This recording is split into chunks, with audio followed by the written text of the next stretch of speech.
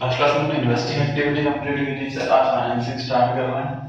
Financing activity करते time ध्यान रहे कि सिर्फ हमें तीन चीज कंसीडर करनी है, share holders funds, non current liability और करंट लायबिलिटी के अंदर सिर्फ पहली सब हेडिंग शॉर्ट टर्म बोरोइंग्स।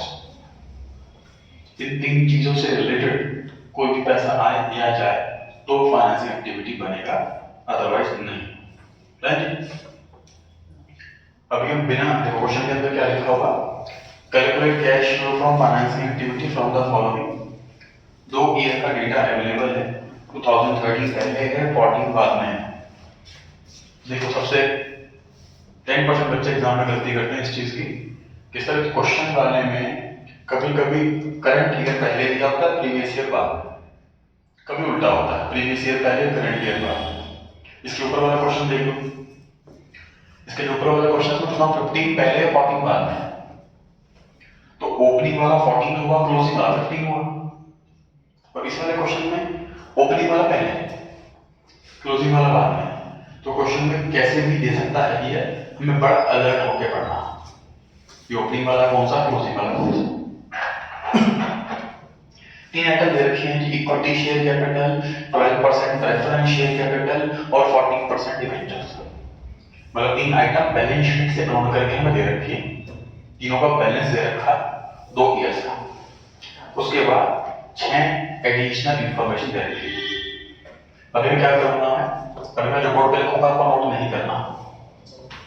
मैं ये तीन एडिशनल की इंफॉर्मेशन दे रखी है, उसके बेस पर क्वेश्चन सॉल्व करूंगा। लेकिन एडिशनल इंफॉर्मेशन के हिसाब से आंसर बदल जाता। तो अभी मैं मान रहा हूँ एडिशनल इंफॉर्मेशन कुछ है ही नहीं, ऐसा मानो एडिशनल इंफॉर्मेशन कुछ है ही नहीं, ऊपर की सिर्फ 3 आइटम दे रखी है। तो कैसे सॉल्व करेंगे आंसर, इस पर चर्चा करें। पहली item equity share capital.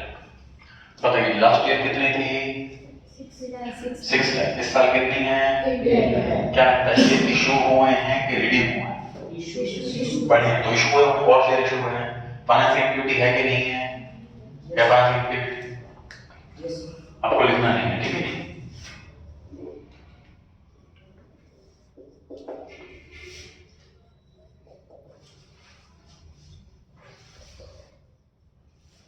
Issue of equity shares, कितना amount,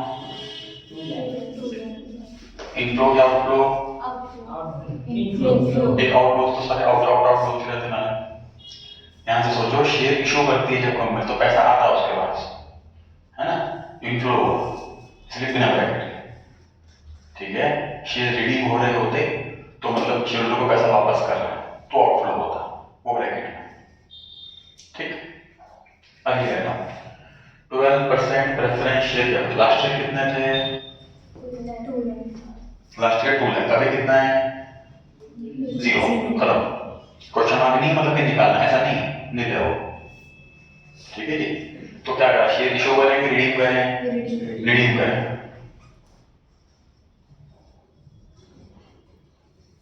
redemption of preference shares, कितना अमाउंट, इनफ्लो क्या आउटफ्लो, शेयर रिडीम करेंगे तो पैसा जाएगा आउटफ्लो। रिडम्पशन ऑफ शेयर्स इस नाम से चैप्टर 12th में तो नहीं है, ग्रेजुएशन सेकेंड ईयर में। बेसिकली देखिए हमारे 12th में शेयर का सिर्फ एक ही चैप्टर है इशू, डिबेंचर का सिर्फ एक ही चैप्टर है इशू। इसका एक और चैप्टर आएगा रिडम्पशन, ऐसे इसका एक और चैप्टर आएगा रिडम्पशन। ग्रेजुएशन में 4 चैप्टर पढ़ेंगे इंडिया वाले, दोनों का इशू वाला, दोनों का रिडम्पशन वाला। इशू में हमने सिर्फ इतना सीखा, पैसा लेना सीखा, मतलब 12th में तो कि शेयरहोल्डर से पैसा लिए कैसे लिया, कैसे जाता, उसमें एंट्रीज क्या होती है। ग्रेजुएशन में सीखना है कि जब पैसा वापसी करेंगे शेयरहोल्डर्स को तब एंट्रीज कैसे होते हैं, ठीक है। तो इसमें प्रेफरेंशियल रिडीम हो रहे हैं, मतलब मैं इसलिए बताया ये वाली बात क्योंकि रिडम्पशन ना फर्स्ट टाइम सुन रहे हैं, क्योंकि मैं पूरी बुक के अंदर रिडम्पशन ऑफ शेयर्स तो था ही नहीं, सिर्फ इशू ऑफ शेयर्स था। डिबेंचर का सिर्फ इशू था, रिडम्पशन तो था ही नहीं।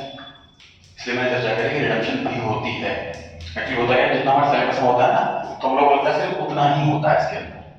जैसे शेयर हमने इशू वाला कंप्लीट पढ़ लिया, तो मुझे लगता है कि इस शेयर में इतना ही होता है और कुछ होता ही नहीं प्रैक्टिकल लाइफ में, इसलिए बताया रिडम्पशन नहीं होती है। तो इसको एग्जांपल में 2 लाख शेयर पहले थे, अब 0 हुए, तो 2 लाख रिडीम कर दिए हमने।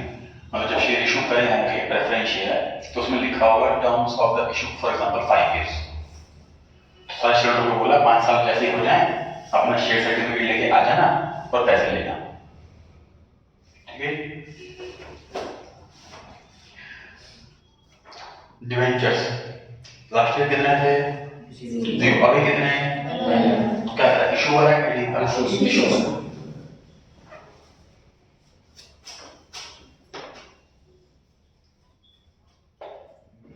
इनफ्लो क्या आउटफ्लो?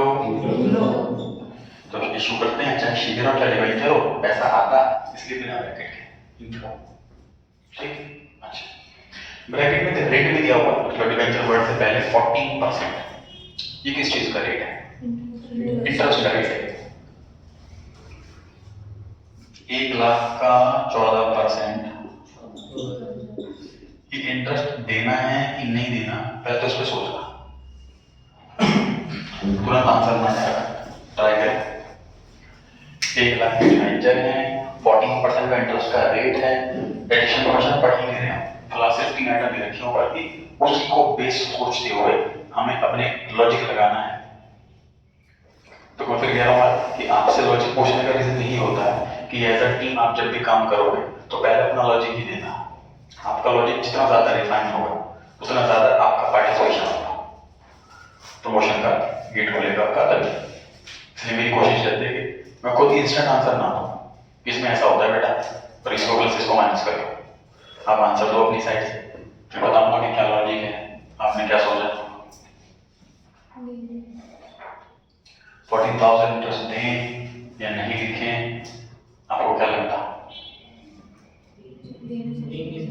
देना चाहिए आपके हिसाब से? डिपेंड करेगा कि कब डिबेंचर्स इशू करें। ठीक है, और कोई आंसर?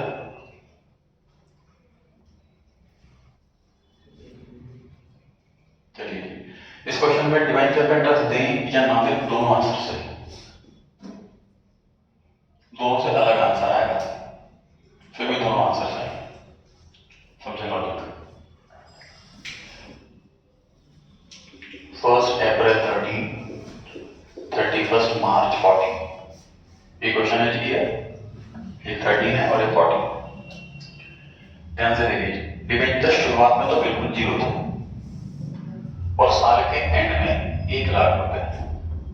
अच्छा, डिबेंचर का मतलब हमारे डिबेंचर वर्ड पढ़ते हैं हमारे माइंड में क्या क्लिक करना चाहिए कि लोन है, बस बैंक से नहीं लिया हमने, पब्लिक से लिया, ये लोन है, लोन बिल्डर्स देते हैं, ठीक।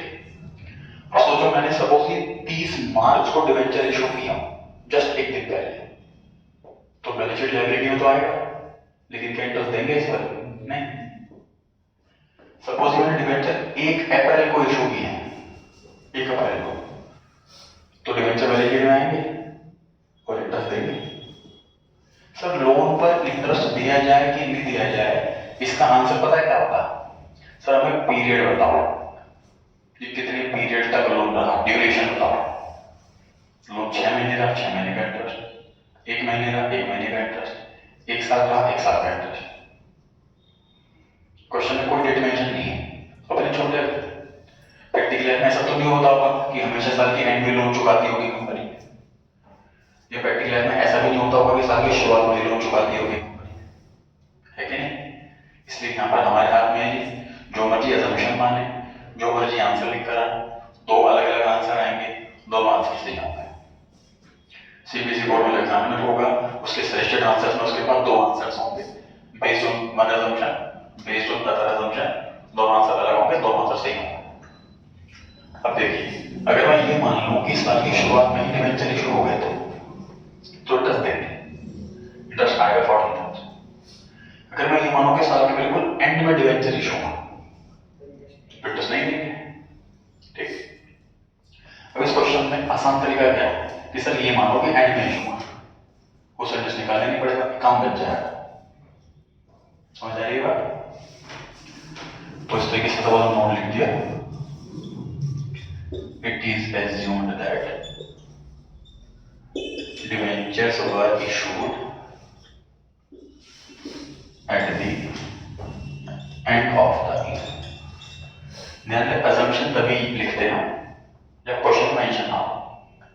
सपोज क्वेश्चन में दे रखा हो असम्पशन की तो बात ही नहीं आएगी, है ना? ठीक है, अच्छा इंटरेस्ट वाला पॉइंट कंप्लीट हो गया, मैंने बिगिनिंग मान लिया, सॉरी एंड मान लिया, इसलिए इंटरेस्ट निकालेंगे। अच्छा ऐसा ही रेट एक प्रेफरेंशियल के साथ में लिखा हुआ था 12%। तो एक 2 लाख रुपए के प्रेफरेंस शेयर्स हैं, 12% का डिविडेंड का रेट है, 2 लाख का 12% 24,000। ये डिविडेंड आएगा कि नहीं आएगा इसके सोचें, टाइम लगा।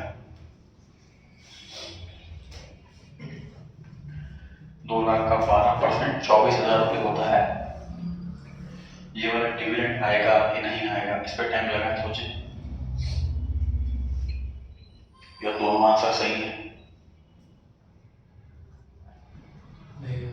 नहीं आएगा आपके हिसाब से? दोनों आंसर सही है आपके हिसाब से? ऑलरेडी रिडीम हो गया तो उसमें डिविडेंड इनका इकोलॉजिकल रिडीम हो चुके हैं, डिविडेंड नहीं देना चाहिए। और कोई आंसर अभी पता नहीं करना सही कौन सा है ना, आप लोगों के आंसर सुनना चाह रहा हूँ, फिर एक करेक्ट आंसर बताऊंगा। चलिए आंसर है कि डिविडेंड नहीं दिया जाएगा, वजह सुनिए उसके पीछे। वजह यह है कि सिर्फ प्रेफरेंस शेयर पे जो डिविडेंड होता है वो कंपलसरी नहीं होता कि हर साल दिया जाए। It is subject to availability of profit, it is subject to availability of cash. अपनी साइड से हम कभी ऐसा एज्यूम नहीं कर सकते कि प्रेफरेंस वालों को पक्का डिविडेंड दिया ही होगा। ये रीजन है डिविडेंड ना देने का, ये रीजन नहीं है कि रिडीम हो गए इसलिए नहीं दे रहा। ध्यान रहेगा। देखो जब डिवेंचर रिडीम, देखो कि लॉजिक जैसे रिडीम होने के टाइम पर डिविडेंड क्यों दे रहे हैं, एक इसका क्वेश्चन का आंसर सुनिए। सब 2 लाख की शुरुआत में थे प्रेफरेंस शेयर, साल के एंड में नहीं, 2 लाख हमने चुका दिए इस साल, प्रेफरेंस शेयर को पैसा दे दिया। अब इस पर डिविडेंड ना दें या दें, इसका आंसर पता कैसे मिलेगा कि क्या मैंने 2 लाख रुपए इस साल इस्तेमाल करे या नहीं करे। प्रेफरेंस वालों के सपोज मैंने 1 अप्रैल को ही 2 लाख रुपए चुका दिया, फिर तो पैसा यूज ही नहीं करा पूरे साल, फिर कहाँ का डिविडेंड दूं। लेकिन मैंने 1 अप्रैल के बाद 31 मार्च तक पूरे साल पैसा यूज करा, 30 मार्च तक, अब रिडीम कर रहा हूँ और मैं बोलूँ कि तुम्हारा तो रिडीम कर दिया, कहाँ का डिविडेंड, तो कहीं ना भाई पैसा तो पूरे साल यूज करा तुमने हमारा। समझ आ रही है बात? इंटरेस्ट की तरह है कॉन्सेप्ट, जो लॉजिक इंटरेस्ट में है वही लॉजिक डिविडेंड में है कि पैसा यूज करेंगे तो देना पड़ेगा। ठीक है, तो अगर मतलब बिगिनिंग में रिडीम हो गए तो डिविडेंड नहीं बनता, साल के एंड में रिडीम हो गया तो डिविडेंड बनता है, लेकिन डिविडेंड एक कंपलसरी एक्सपेंस नहीं होता, इसलिए हम डिविडेंड इग्नोर कर रहे हैं। इंटरेस्ट क्यों इग्नोर करा था? डिवेंचर पे इंटरेस्ट क्यों इग्नोर करा? क्योंकि डिवेंचर पे इंटरेस्ट कंपलसरी एक्सपेंस होता है। It is not subject to availability of property, it is not subject to availability of funds. चाहे पैसे हो या ना हो जेब में इंटरेस्ट देना पड़ेगा, चाहे प्रॉफिट हो या ना हो पीएनएल में इंटरेस्ट देना पड़ेगा। इसलिए इंटरेस्ट में हमने कंपलसरी लिखे हैं, कंपलसरी कैलकुलेट करना है बिना खाए। डिविडेंड में ऐसा नहीं है, इसलिए इसको इग्नोर करना, बिना खाए इग्नोर करना। ध्यान रहेगा, ध्यान रहेगा। अभी हमने क्वेश्चन सॉल्व कर लिया पूरा बिना एडिशनल इन्फॉर्मेशन पढ़े, ये आंसर करेक्ट नहीं है क्योंकि बहुत क्वेश्चन ऐसे हैं कि इसमें एडिशनल इन्फॉर्मेशन होगी ही नहीं, तो वहां पर हमें अजम्पशन चलानी है अपनी, तो आपको अजम्पशन चलाना सिखाया मैंने अभी तक। ठीक है, अब पढ़ते हैं एडिशनल इन्फॉर्मेशन। पहला पॉइंट पढ़ें। पहले पॉइंट में लिखा हुआ है जो इक्विटी शेयर इशू करें ना वो 15% के प्रीमियम पे इशू करें। इक्विटी शेयर कितने इशू करें जरा चेक करके बताओ। 2 लाख, 6 लाख से 8 लाख हो गए, 2 लाख बढ़े तो 2 लाख के हमें इक्विटी शेयर इशू करें। इसका 15% होता है 30,000, मतलब टोटल पैसा मुझे मिला है 2,30,000। समझ आ रही है बात? जब शेयर प्रीमियम पे इशू करते हैं तो ये पैसा आता है ना, ज्यादा थोड़ी है। समझ आ रही है बात? फेस वैल्यू भी आपको पता ही नहीं है, प्रोपोर्शनल नहीं है। फेस वैल्यू क्या करना है आपको जान के, क्यों जाननी है? टोटल 2 लाख रुपए के इक्विटी शेयर्स हैं, टोटल 15% का प्रीमियम है, 2 लाख का 15% निकाल के तो आ तो जाएगा 30,000। क्यों जाननी है फेस वैल्यू? ठीक है, हम ध्यान से देखिए, शेयर प्रीमियम पे इशू हो रहे हैं, इसको लिखने की प्रेजेंटेशन के 2 तरीके। Proceeds from issue of equity share 2,30,000, क्योंकि एक्चुअल पैसा देखो अब क्या था, हमने सिर्फ शेयर देखे 6 से 8 हो गए तो 2 लाख सीधा लिख दिया है ना। किसी क्वेश्चन में एडिशन का क्वेश्चन नहीं तो ऐसे ही करेंगे, लेकिन इस क्वेश्चन में बता रखा कि जो ऊपर शेयर इशू हो रहे हैं वो प्रीमियम पे इशू हो रहे हैं, तो ये आंसर चेंज हो गया हमारा। तो इस समय क्या सीखा कि जब भी आंसर स्टार्ट करेंगे तो एडिशन इन्फॉर्मेशन से स्टार्ट करेंगे, ठीक है। दूसरी प्रेजेंटेशन देखिए, issue of equity shares 2 lakh, securities premium received 2 lakh का 15% 30,000, 2 लाख अलग 30,000 अलग ऐसा लिखना चाह रहे हो वो तरीका भी 100% सही है, 2,30,000 इकट्ठे लिखना चाह रहे हो वो तरीका भी 100% सही है, ठीक है। तो एडिशन नंबर 1 की मैंने आपको 2 प्रेजेंटेशन लिख के बताई है, जो आपको इजी लगे कंफर्टेबल लगे वो आप फॉलो कर सकते हैं या और लिखकर मेंशन कर सकते हैं, ठीक है। बढ़े आगे। फर्स्ट पॉइंट में एक बात और लिखी हुई है कि अंडरराइटिंग कमीशन पे करा। अंडरराइटिंग कमीशन क्या होता है सर? ब्रोकर, शेयर और डिवेंचर के ब्रोकर का नाम होता है अंडरराइटर, उसे कमीशन दिया हमने 10,000 रुपए।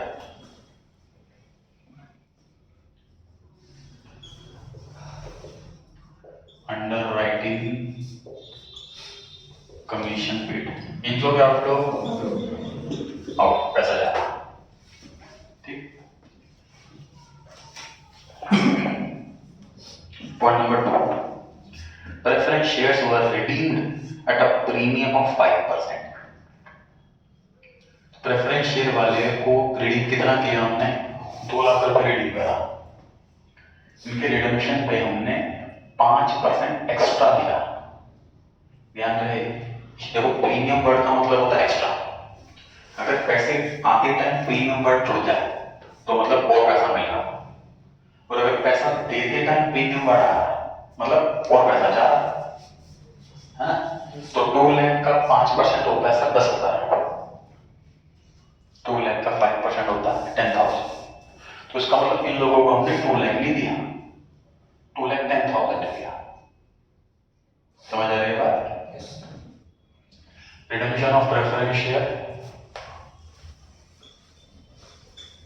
2 लाख प्लस 2 लाख का 5%, 2,10,000, या फिर आप इसी तरीके से दो प्रेजेंटेशन कर सकते हो।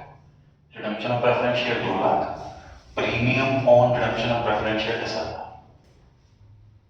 अलग अलग लिखना या इकट्ठा लिखना ये आपका ऑप्शन दोनों तरीके से है, ठीक है। बढ़े आगे। प्रेफरेंस शेयर जितने कम हो रहे हैं और हमने 5% जोड़ दिया। Third point, 14% debentures were issued at a discount of 10%। तो डिवेंचर इशू करके जो 1 लाख रुपए आए, ये 1 लाख रुपए नहीं आए, कितने आए? करेक्ट, 90,000 आए जी, 90,000 रुपए। 1 लाख माइनस 1 लाख का 10%। अच्छा, यहाँ पे ऑप्शन नहीं प्रेजेंटेशन का कि मैं 1 लाख अलग लिख दूं 10,000 अलग लिख दूं, क्योंकि 1 लाख तो कैश है ही नहीं। समझो इस चीज को, भाई मैंने इन लोगों को 2 लाख रुपए भी दिए, 10,000 रुपए भी दिए, टोटल 2,10 दिए, तो 2 लाख अलग 10 अलग इकट्ठे ले दो तो हम तरीके से ही हो। लेकिन यहाँ पर तो मेरे जेब में 90,000 आया ना, मतलब ऐसा नहीं 1 लाख अलग आया 10 अलग, ऐसा तो कुछ नहीं, 90 ही आया जेब में। तो यहाँ पे ऑप्शन नहीं है, एक ही ऑप्शन बस ये लिखना है, इशू ऑफ डिवेंचर्स 90,000 रुपीज। समझ आ गई बात? ठीक। जो ब्रैकेट में कैलकुलेशन लिखी हुई है एज पर बोर्ड शेड्यूल, बस उन्होंने इंडिविजुअली क्वेश्चन वाइज नहीं गाइडलाइन दे रखी कि कैलकुलेशन होनी चाहिए नहीं होनी चाहिए, तो उन्होंने बस ये लिखा प्रॉपर वर्किंग नोट आपके होनी चाहिए कैलकुलेशंस के।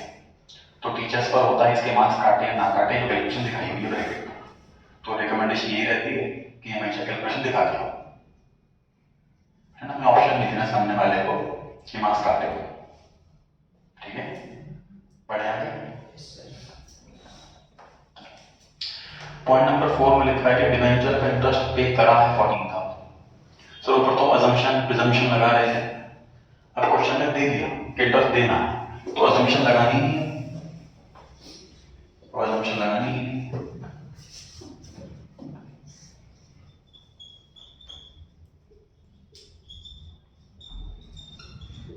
डिवेंचर इंटरेस्ट पेड इनफ्लो या आउटफ्लो? आउटफ्लो। आउटफ्लो, पैसा जा रहा है, आउटफ्लो का इफेक्ट लगेगा। तो मैंने आपको जो सिखाया था assumption वाले पॉइंट, वो कब सिखाया था? जब क्वेश्चन में ना दे रखा हो, इंटरेस्ट पे किया कि नहीं, कुछ नहीं दे रखा, तब क्या कैसे सॉल्व करना, उसके लिए assumption लिखनी थी। पॉइंट नंबर 5, डिविडेंड दिया हुआ प्रेफरेंस शेयर पे 24,000 रुपए। प्रेफरेंस डिविडेंड इनफ्लो या आउटफ्लो? आउटफ्लो। सर अगर इनफ्लो होता तो इन्वेस्टिंग में आता ना वैसे, डिविडेंड मिले तो इन्वेस्टिंग एक्टिविटी होता। ठीक, अगर ये नहीं लिखा हुआ इसलिए लिख दिया हमने, नहीं लिखा होता तो assumption क्या रहती, कोई डिविडेंड नहीं पे किया जाएगा, बस एक्सपेंस होता नहीं है। Point number 6, interim dividend paid on good. Interim क्या होता है सर? साल के बीच में, मतलब इन जनरल जो डिविडेंड दिया जाता है वो साल कंप्लीट हो जाएगा, अकाउंट्स प्रिपेयर किए जाएंगे, तब प्रॉफिट कैलकुलेट करेंगे, अपॉर्चुनिटी कितनी इन्वेस्टमेंट की वो देखेंगे, कैश कितना है वो देखेंगे, और फिर डिविडेंड देते हैं।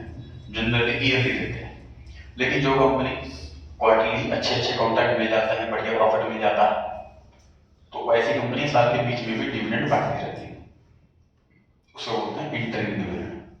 इसके लिए हमें बोर्ड मीटिंग नहीं रखनी पड़ती, डायरेक्टर अपनी इच्छा से जब मर्जी डिक्लेयर कर सकता है। जो फाइनल डिविडेंड होता है उसके लिए एजीएम में डिक्लेरेशन की जाएगी, डिस्कशन किया जाएगा, सारा प्रोसीजर फॉलो किया जाएगा, तभी डिसाइड होता है। तो इंटरिम डिविडेंड पे करा है इक्विटी शेयर पर,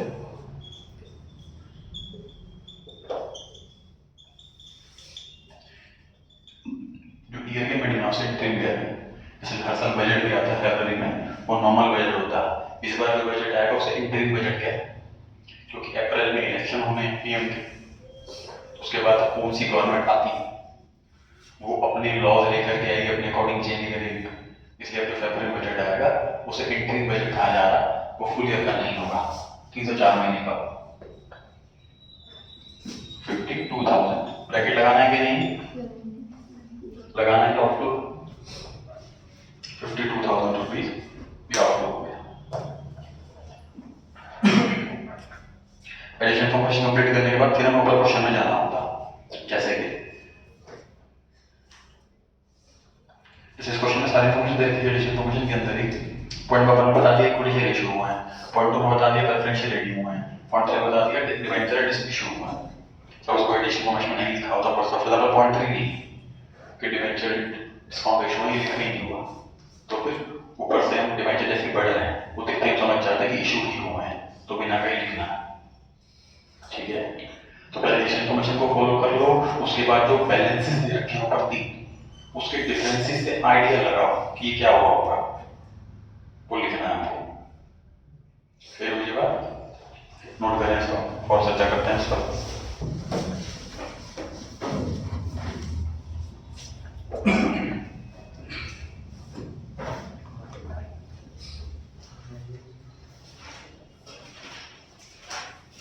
जो ये वाला आंसर लिखा था मैंने, ये इस वाले का ऑल्टरनेटिव है 230 का, या तो 230 लिखना है या फिर इन दोनों को लिखना है, कोई ये काम करना है।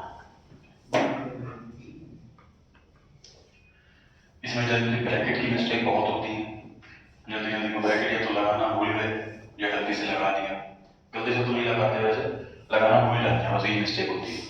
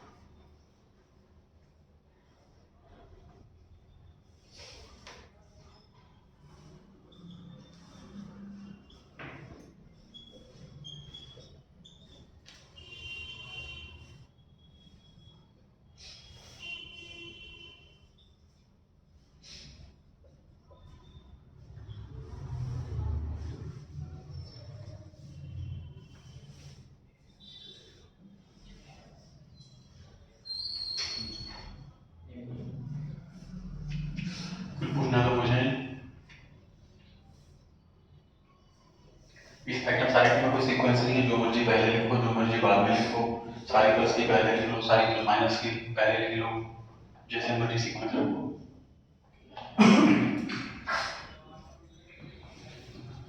क्योंकि हर कंपनी के अंदर ना ये आइटम्स अलग अलग होंगी, किसने शेयर इशू करेंगे इस साल, किसने इशू करे हैं, किसने डिविडेंड दिए इस साल, किसी ने दिया है, तो हर एक का कंटेंट जो है वो अलग है, इसलिए इसमें इंटरनल फॉर्मेट नहीं बना, सिर्फ एक्सटर्नल फॉर्मेट बना हुआ है।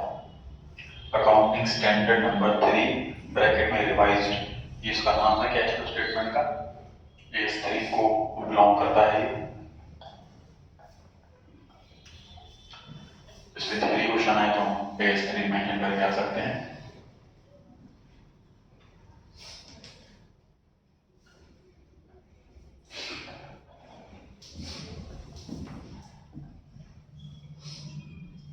डन जी,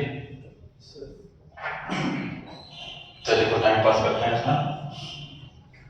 debentures, preference shares, equity shares, हम सिर्फ डिविडेंड और इंटरेस्ट की बात कर रहे हैं।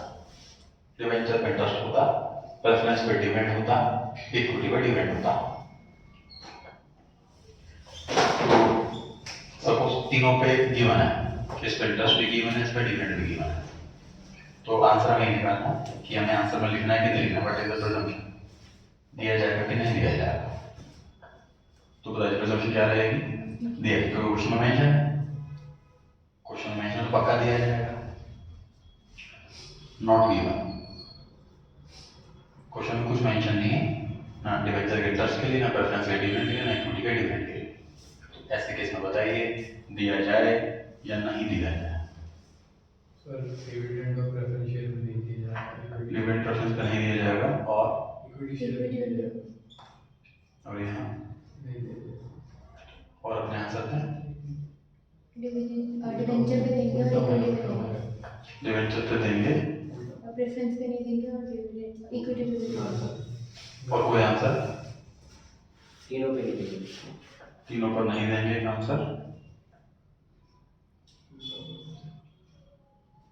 इसके अलावा कोई आंसर माइंड में आ रहा है जो बताएं।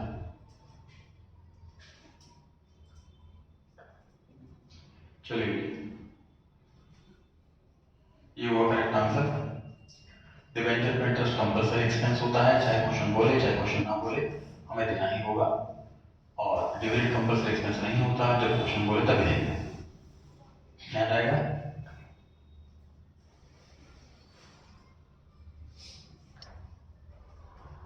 अब बताएं, डिवेंचर पे इंटरेस्ट गिवन है और प्रेफरेंस और इक्विटी पे डिविडेंड गिवन नहीं है, तो ऐसे केस में सेम आंसर रहेगा। डिवेंचर पे इंटरेस्ट दे रखा तो देंगे, इसमें नहीं दे रखा तो नहीं देंगे। सही, यहाँ तक क्लियर चल सकता है ना।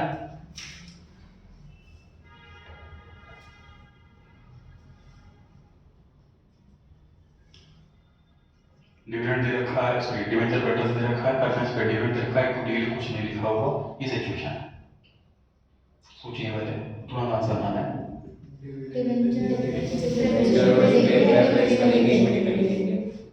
अच्छा डिवेंचर पे यहाँ वाले तो फिलहाल लिया है, इसके अलावा कोई आंसर प्रेफरेंस पे नहीं देंगे।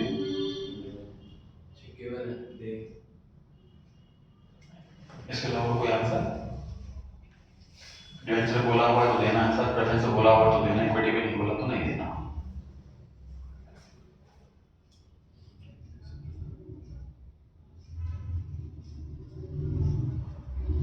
अब बताइए डिवेंचर के इंटरेस्ट के बारे में कुछ भी नहीं बोला हुआ, प्रेफरेंस के बारे में तीनों पे देंगे।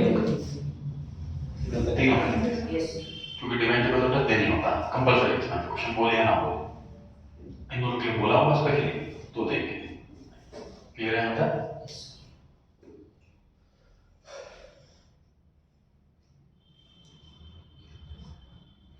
डिवेंचर इंटरेस्ट के लिए कुछ नहीं बोला, प्रेफरेंस डिविडेंड के लिए कुछ नहीं बोला, इक्विटी डिविडेंड के लिए बोला हुआ। देंगे, सेकंड वाला नहीं देंगे। डिवेंचर पे इंटरेस्ट देंगे। प्रेफरेंस पे डिविडेंड देंगे। और कोई आंसर, तीनों पर देंगे। तीनों पर दिए गए आंसर आया है, और कोई आंसर, इन दो के अलावा कोई और आंसर हो।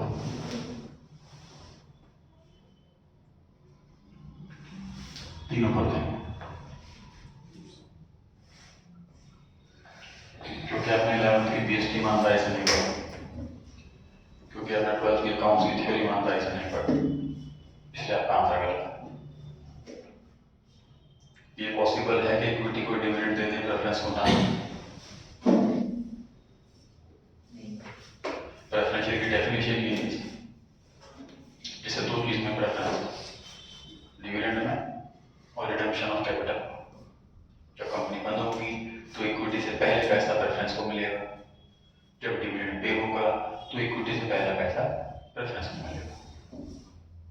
अगर इक्विटी को डिविडेंड दिया है तो प्रेफरेंस को बिना कहे चुपचाप दे दो, क्योंकि पॉसिबल ही नहीं है कि इक्विटी को दिया हो और प्रेफरेंस को ना दिया हो। ध्यान रहेगा। तो मेरे लिए मुझे वाला केस बताना था, ये मैंने आंसर के एंड में लिखा हुआ, पढ़ाई पर ध्यान से, क्वेश्चन 1 के एंड में लिखा हुआ ब्राउन कलर से प्रेजम्पशन, डिबेंचर इंटरेस्ट में लिखा हुआ पे, प्रेजम्पशन रहेगी कि हमेशा पे करना। प्रेफरेंस डिविडेंड में डू नॉट पे, इक्विटी डिविडेंड में डू नॉट पे, हमेशा प्रेजम्पशन रहेगी नहीं पे करना। उसके बाद ग्रीन कलर से कुछ लिखा हुआ क्या पढ़ा, if it is mentioned in question that equity dividend has been paid, question में दे रखा है कि इक्विटी को डिविडेंड दिया है तो चुपचाप प्रेफरेंस को भी दे दो। ठीक है, मतलब इस क्वेश्चन नंबर 1 में सपोज मैं पॉइंट नंबर 5 काट लूं, पॉइंट 5 में क्या लिखा हुआ, dividend paid on preference share लिखा हुआ 24। अगर मैं पॉइंट काट लूं तो भी आपको 24,000 पर लिखना पड़ेगा, क्योंकि पॉइंट नंबर 6 में इक्विटी वालों को डिविडेंड दिया। ठीक है, चाहे ड्रीम हो चाहे फाइनल हो, इक्विटी वालों को 1 रुपया भी दे सकते बिना प्रेफरेंस को दिए। ध्यान रहेगा। सेकंड क्वेश्चन पर आगे जाएं। Share capital in the balance sheet of the company is increasing from 3 lakh to 7 lakh share. Sir 3 lakh 7 lakh हो, कुछ नहीं तो खत्म हो गया, मान लो आगे नहीं पढ़ो। कहाँ लिखोगे फाइनेंसिंग में, किस नाम से लिखोगे, आगे नहीं पढ़ना क्वेश्चन, बस इधर पढ़ना। तो बताओ फाइनेंसिंग एक्टिविटी में किस नाम से लिखा जाएगा, issue of issue of shares. Shares बढ़ रहा है तो इशू करने के बाद रेडी तो नहीं करेंगे। कितना अमाउंट, 3 लाख की 7 लाख, 4। पुराना 3 था, नया 7, तो इशू करा होगा चेंज वाला 4 लाख। इनफ्लो या आउटफ्लो, तो यहाँ तक आंसर ये रहेगा हमारा। अच्छा, अब एक्चुअल आंसर तो ये और इन्फॉर्मेशन भी है, बोलो क्वेश्चन पढ़ना। During the year 1819, company made a bonus issue of equity share in the ratio of 3:1. तो कैलकुलेट करें amount of cash inflow as a result of the law. Try करें कितना कैश फ्लो आना चाहिए।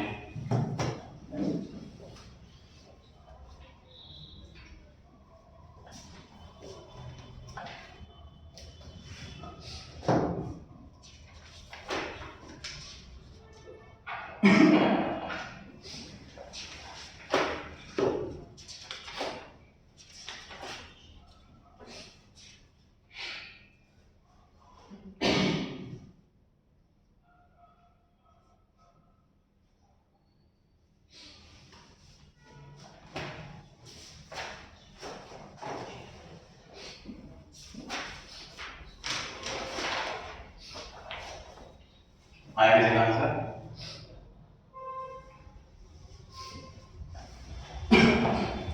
इतना पता है कि हमें लिखना है फाइनेंसिंग में इशू ऑफ इक्विटी शेयर, उसको इनफ्लो ब्रैकेट नहीं लगाना, इतना तो क्लियर पता लग रहा है। अमाउंट में कोई ना कोई शेयर चेंज आ सकता।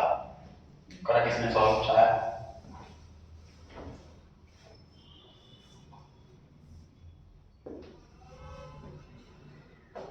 सर 3 का मतलब ये है ना, 3 में से एक को सर 5 लाख 33,000 1 लाख। और कोई आंसर? सही आंसर नहीं आया। इनफ्लो इनफ्लो तो पता, अमाउंट पे चर्चा करना।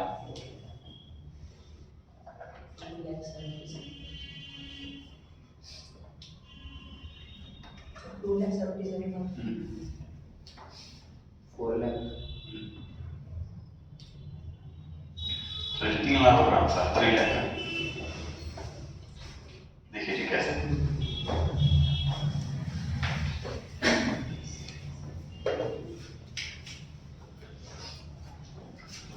क्वेश्चन में सर है पॉइंट बोनस इशू।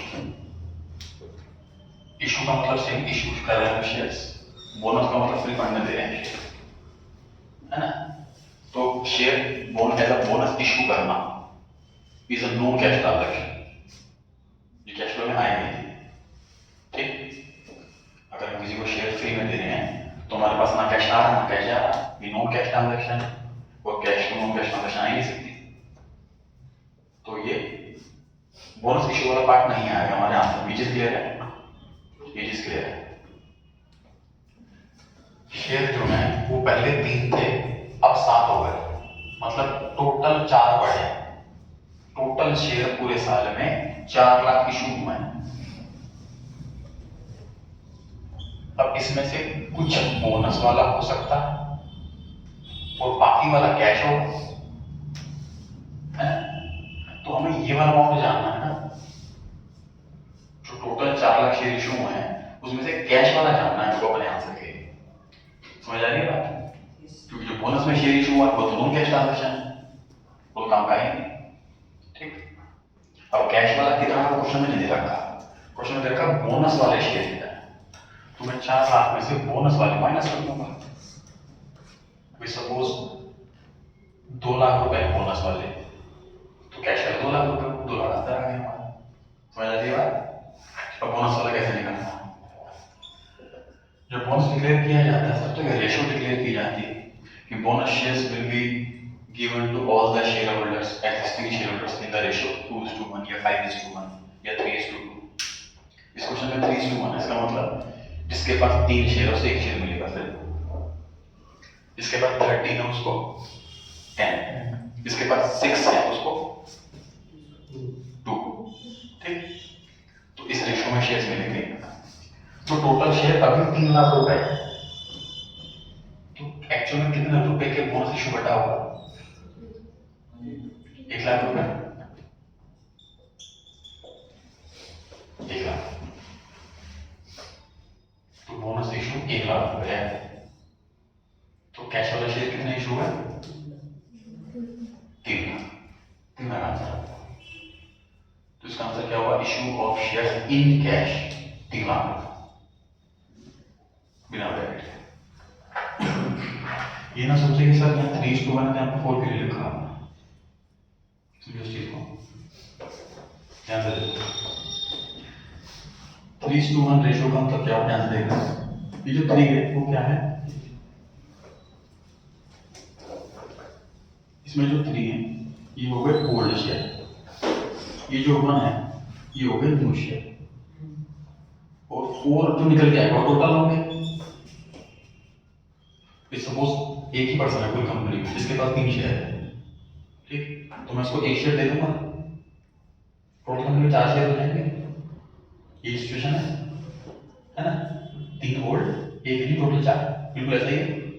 अब जो क्वेश्चन में ऑलरेडी 3 लाख रुपए के शेयर दे रखे हैं, ये टोटल वाले हैं तो 4 से डिवाइड होगा, ये तो ओल्ड वाले हैं इसलिए 3 से डिवाइड होगा।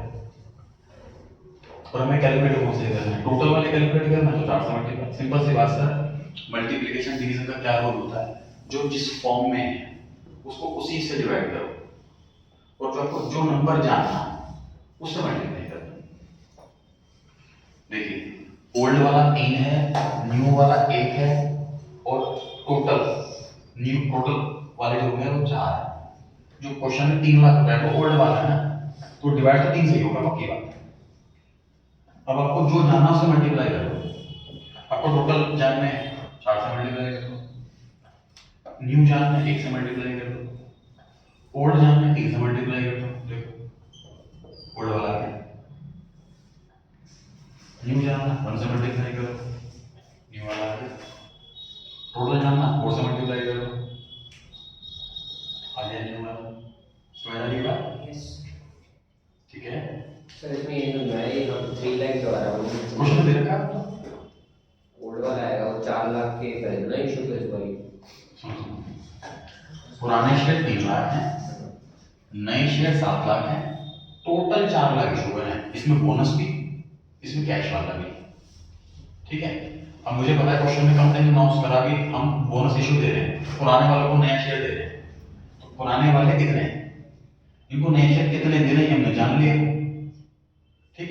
ठीक है। तो नए शेयर हो गए 4 लाख, लेकिन यहाँ 7 लाख लिखा हुआ है, तो 3 लाख कुछ और भी इशू हुआ, वो जान लिया हमने कैश लगा हुआ, ठीक है। Yes sir. तो 3 लाख इसमें आंसर लिख लीजिए, मैं आंसर देख रखा। Issue of shares in cash, ये कॉपी में नोट भी करनी कैलकुलेशन है ना, क्योंकि सीधा सीधा 3 लाख रुपए कैसे आ गया, बिना सोच रहा हूँ 3 लाख कैसे रिकॉर्ड है सर, कहाँ से आया 3 लाख, ये नोट करो। बोनस इशू से कैसे हमने कैलकुलेट करा बोनस इशू, क्वेश्चन तो 1 मार्क का, प्रेजेंटेशन मैटर नहीं करती। बोनस इशू कैलकुलेट करा हमने 3:1 से, बोनस इशू 1 लाख का आया, टोटल शेयर इशू हुए 4 लाख रुपए के, उसमें से बोनस का 1 लाख रुपया, तो कैश वाला 3 लाख रुपया, ऐसे निकाला हमने।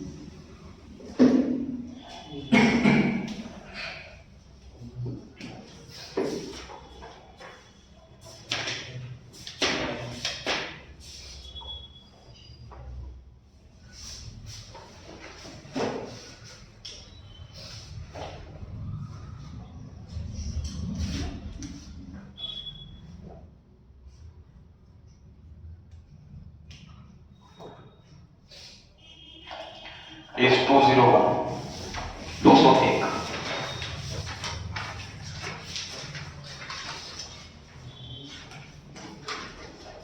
यहाँ पर जो क्वेश्चन लिखा हुआ एक्स्ट्रा क्वेश्चंस फॉर प्रैक्टिस, ये सारे होमवर्क वाले क्वेश्चन हैं जो आपको अभी तो नहीं करने, ये 7 क्वेश्चन टोटल दे रखे हैं मैंने। जब मैं कंप्लीट करा दूंगा अपने क्लास वर्क वाले क्वेश्चंस, तो आपको यहाँ से स्टार्ट करना है क्वेश्चंस करने। अभी आपको क्या करना है, क्वेश्चन नंबर 2 की फाइनेंस एक्टिविटी सेट करना, 201 पेज पे क्वेश्चन नंबर 2, इसमें से आपको सिर्फ फाइनेंसिंग एक्टिविटी पर ध्यान दो और उसको सॉल्व करके कॉपी में चेक करो आ जाओ। Only financing activity question number 2 page 201। Additional information की पढ़े बेनिफिट के अंदर भी। इन्वेस्टिंग कंप्लीट हो गई, फाइनेंसिंग कंप्लीट हो गई, नेक्स्ट क्लास में ऑपरेटिंग स्टार्ट करें।